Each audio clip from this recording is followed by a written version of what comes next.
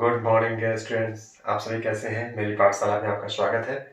और आज बहुत ही महत्वपूर्ण विषय के साथ मैं आपके समक्ष उपस्थित हुआ हूँ और विषय है कुशका की उत्पत्ति। अक्सर आपने लोगों से सुना होगा, लोग आपस में बातचीत करते हैं कि पहले मुर्गी आई कि पहले अंडा आया, जीवधारियों की उत्पत्ति कैसे हुई। ये सब सवाल आपको अक्सर सुनने को मिल जाते हैं।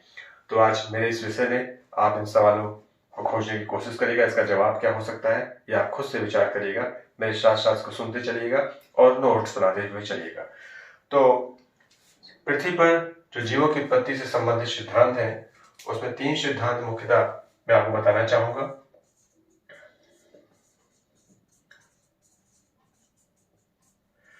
पहला सिद्धांत है एबायोसिस थ्योरी, आजीवाद जनन सिद्धांत। आजीवाद जनन सिद्धांत जो कि अरस्तु के द्वारा इसमें बताया गया, जिन्हें फादर ऑफ साइंस कहा जाता है, विज्ञान का पिता कहा जाता है अरस्तु को। तो अरस्तु जी ने बताया कि पृथ्वी पर जो जीवधारियों की उत्पत्ति हुई है वो निर्जीव पदार्थों से हुई है। जैसा कि ऐसे मत आए कि लोगों ने कहा कि बारिश हुई और बारिश के साथ मछलियां गिरी। किसी ने कहा कि मेरे पैर से कंकड़ लगा और वो तालाब में गया, वो मेढक में तब्दील हो गया। तो इस प्रकार की थ्योरी आई। कहना था कि निर्जीव पदार्थों से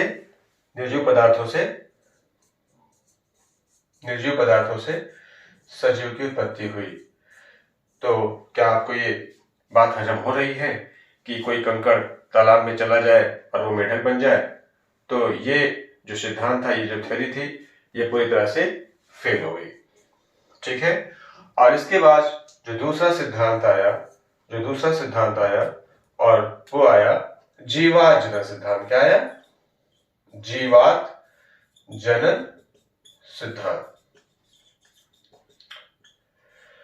तो जीवात जनन सिद्धांत में यह बताया गया कि जो जीवों की उत्पत्ति हुई वो सजीव से हुई।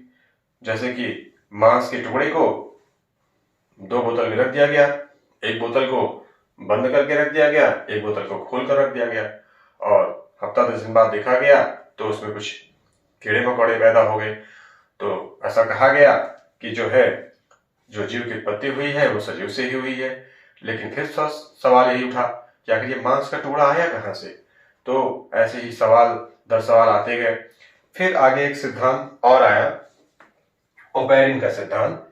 एक रशिया के साइंटिस्ट थे ए.आर. ओपेरिन का जो सिद्धांत आया, ओपेरिन का सिद्धांत, ये कहां के साइंटिस्ट थे? ये रशिया के साइंटिस्ट थे, ए.आर. ओपेरिन।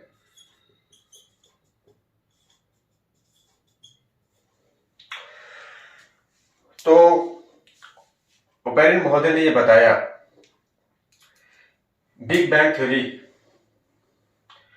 जिसको आपने पढ़ा है, इसमें बताया उन्होंने कि ब्रह्मांड का विस्तार हुआ और उसके बाद उसमें विस्फोट हुआ, और उसके बाद क्या हुआ?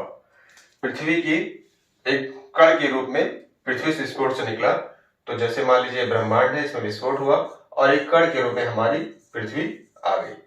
देखिए, मैं यहाँ पे जो बिग बैंग थ्योरी है उसके बारे में बहुत विस्तार से नहीं बता रहा हूँ, उसका एक छोटा सा हिस्सा क्योंकि मैं इस पृथ्वी के बारे में आपको बताना चाहता हूँ। तो जो बिग बैंग थ्योरी है इसको मैं फिर कभी आपको विस्तार से बताऊंगा। तो ब्रह्मांड में जो है विस्फोट के दौरान एक कण के रूप में हमारी पृथ्वी की उत्पत्ति हुई, और हमारी पृथ्वी जब शुरू में आई तो कैसी थी? वो बहुत गर्म थी।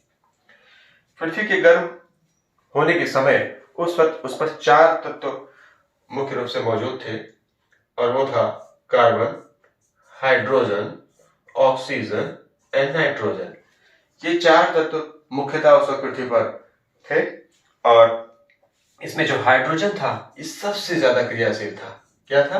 क्रियाशील, बहुत ही क्रियाशील था। और हजारों वर्षों के पश्चात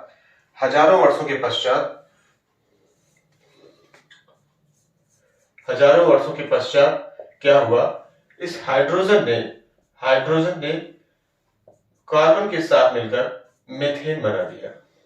ऐसे ही हजारों वर्षों के पश्चात इस जो है हाइड्रोजन ने ऑक्सीजन के साथ मिलकर क्या बना दिया, H2O बना दिया। ठीक, और इसी प्रकार हाइड्रोजन ने नाइट्रोजन के साथ क्या मिलकर बना दिया, NH3 बना दिया। और जो ये मीथेन है, ये मीथेन कहते हैं कि अगर मीथेन कहीं मिल जाए, जैसे कि हमारे यहाँ मंगल पे खोज चल रही है, अगर मीथेन कहीं मिल जाए तो ये माना जाता है कि कहीं ना कहीं एक वहां पे जीव सरवाइव कर सकता है, या जीवों की उत्पत्ति के हमें कुछ क्लू मिल जाते हैं। तो ये आपने देखा, ये मीथेन, और जाहिर सी बात है कि पृथ्वी बहुत गर्म थी तो ये जलवाष्प था। ठीक, तो ये सब तत्व बन गए। अब क्या हुआ, ये जलवाष्प की वजह से क्या हुआ, धीरे धीरे बादल बने। बादल बने, इस सब चीजों में हजारों लाखों वर्ष लगे, ऐसा नहीं कि एक ही दिन में हो गया। और बादल बने, और बादल बनने के बाद क्या हुई, बारिश हुई। क्या हुई, बारिश हुई। और जब बारिश हुई तो ये जो बारिश का पानी है ये धीरे धीरे पृथ्वी पर आया। तो जो पृथ्वी में जहां निचला हिस्सा था, यहाँ पर पानी जमा हो गया और ये समुद्र बन गया। और ऊपरी सतह पर पृथ्वी, जहां ऊंची चट्टानें या पहाड़ियां थी, वहां पे पानी जमा नहीं हो पाया। तो ये समुद्र में क्या हुआ, समुद्र के जल